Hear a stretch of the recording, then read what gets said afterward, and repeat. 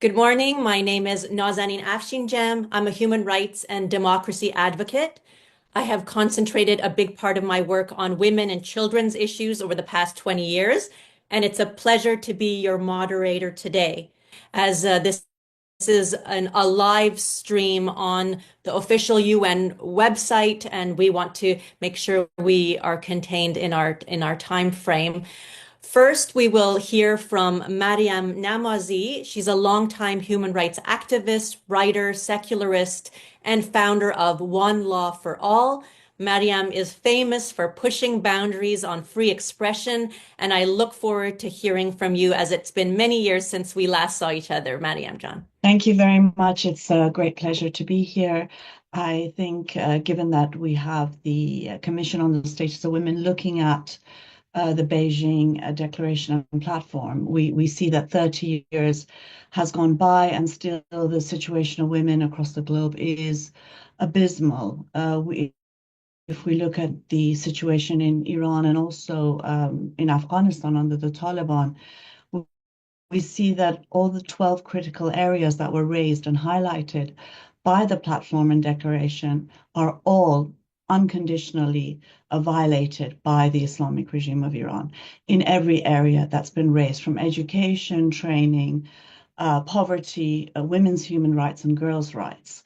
If we look just at one of the critical areas, which is violence against women, I think it's important to note that the very state, its very laws, its very institutions and policies are the biggest perpetrators of violence against women. And if you look at Iran, for example, and also Afghanistan under the Taliban, women and girls face violence merely for the crime of being female. And it goes, of course, beyond, as Nazanin mentioned earlier as well, it goes beyond the question of discrimination and persecution. It is very much a system of sex apartheid, an institutionalized regime of systematic oppression and discrimination.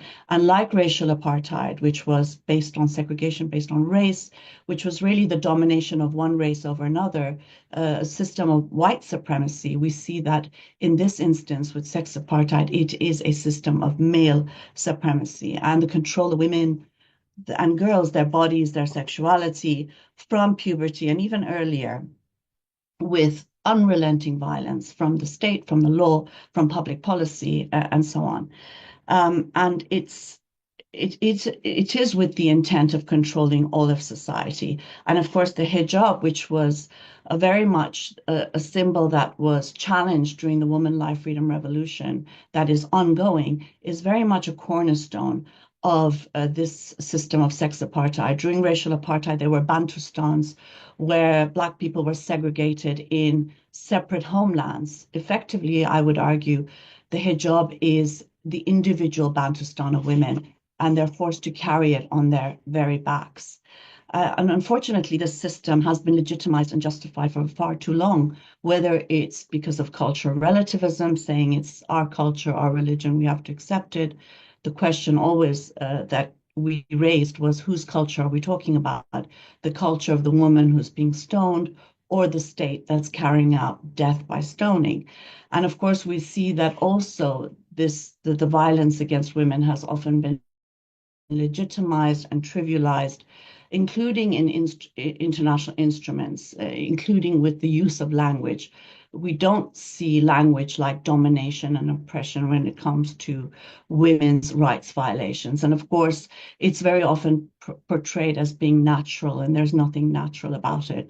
If there is any traction today, and any increasing recognition that sex apartheid should be considered a crime against humanity, it is not thanks to governments and states in the same way that it was not thanks to them with the end of racial apartheid, but thanks to decades-long struggle by women's rights campaigners in Iran and elsewhere, and thanks to women's revolutions taking place in the region, from Rojava, where the Woman Life Freedom slogan was first raised, to the Woman Life Freedom revolution in Iran. It's thanks to that we are seeing this challenge, and one that we need to keep the pressure up on.